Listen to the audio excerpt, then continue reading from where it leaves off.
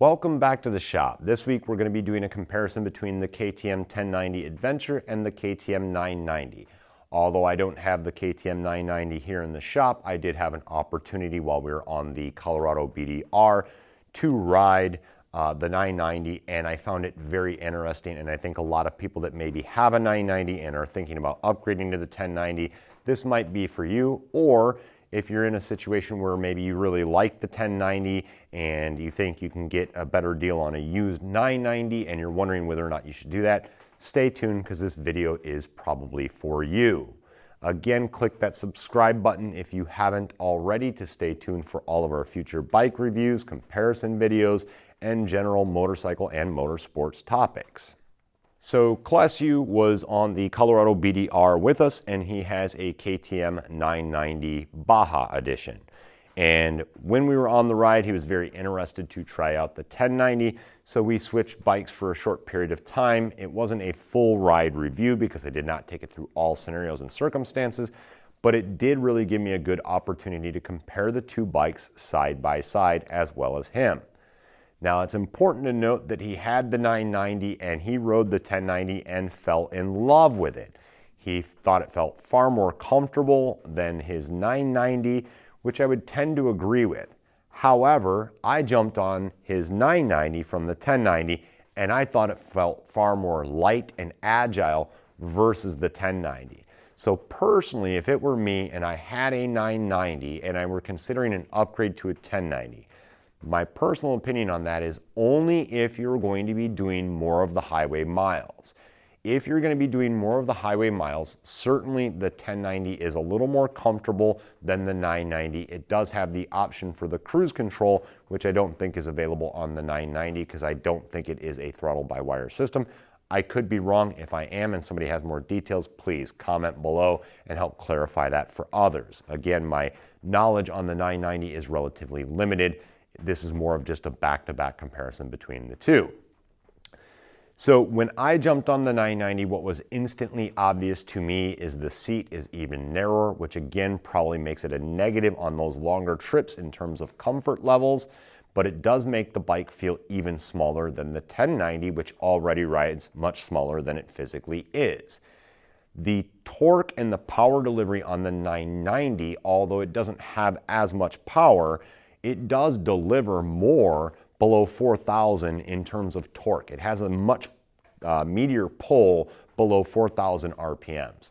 Certainly once you get past 4,000 RPMs, you instantly notice the additional power of the 1090. But again, if you have a 990 and you're doing mostly dirt or gravel roads, fire roads, and not too much highway, I don't think I would recommend doing an upgrade to the 1090. Instead, if you're looking for something that's maybe a little bit newer and has some nicer features, I would wait and look for the KTM 790, which I know we're all anxiously awaiting. But I think the 790 is going to be a little bit more direct comparable to the 990 versus the 1090. It really was just a completely different motorcycle to me when I jumped on one versus the other. That 990 really had even more of a dirt bike feel to it than the 1090 does. And if you've watched my previous videos, you guys know that I love the 1090 off-road. It does a phenomenal job. It rides much, much smaller than what it is. But when you jump on that 990, you can just tell inherently that that really is more of a like Dakar-inspired motorcycle. It is more dirt-oriented. You're probably going to pay for that a little bit, again, if you're on the highway in terms of the stability of the motorcycle, the comfort, how buzzy it gets, things like that. We weren't on extended periods of highway, so I can't speak to that directly, but potentially others who own the 990 can comment below and provide some feedback as to how they handle on those longer highway stints. They're both phenomenal bikes. I think what it really highlighted for me is just, again, how well KTM does at understanding their market. I think over the years, the 990 grew into the 1190 and they realized that it was maybe getting a little bit too big. The 1090, I think, was an attempt to maybe get back to a little bit of the 990 roots, and it definitely does a great job in all scenarios. Again, it is more comfortable on the highway, has more luxury features than the 990, but again, the 990 was just, to me, a very, very impressive motorcycle. In fact, I even considered whether or not I might want to add a 990 to the garage as a second motorcycle.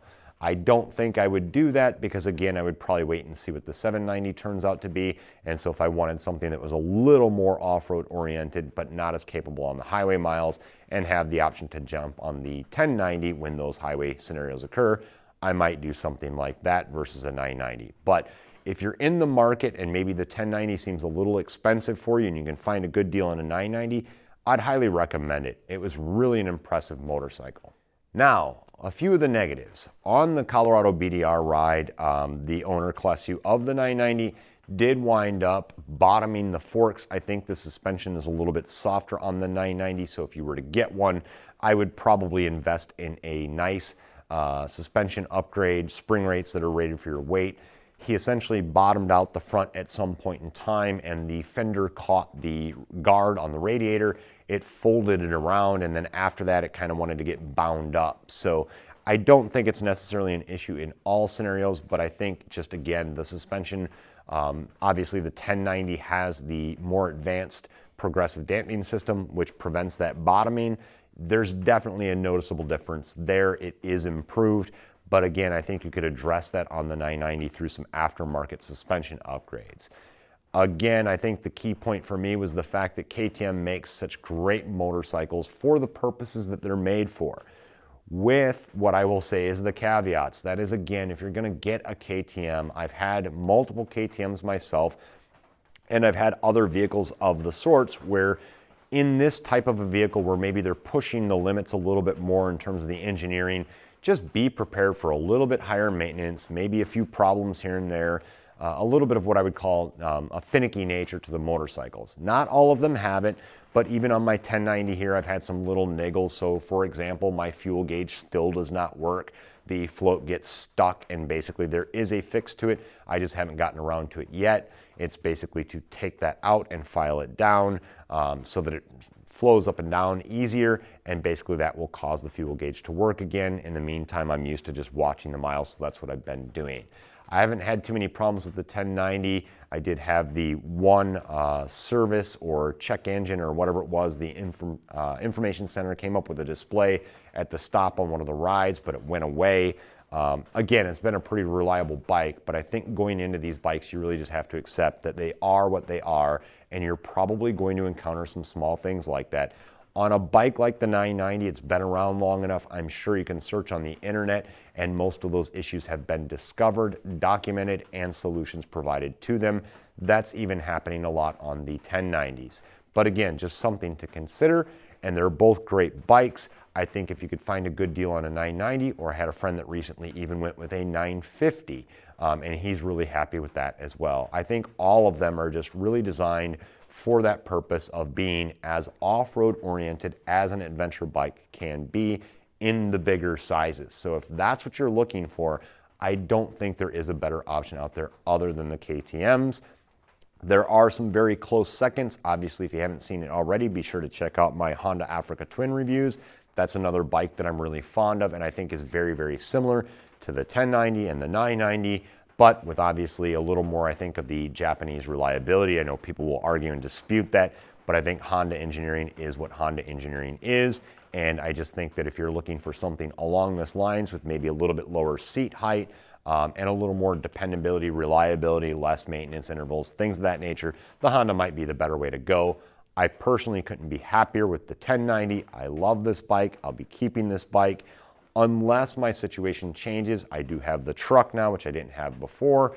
So we'll see what happens next year. But as of right now, I don't have any plans of getting rid of the 1090. If I were going to do something else, it would probably be in addition to the 1090. So again, great things to say about both the 1090 and the 990. Hopefully some of you found this video useful if you're in that market or you're considering those. And until next time, take care and ride safe.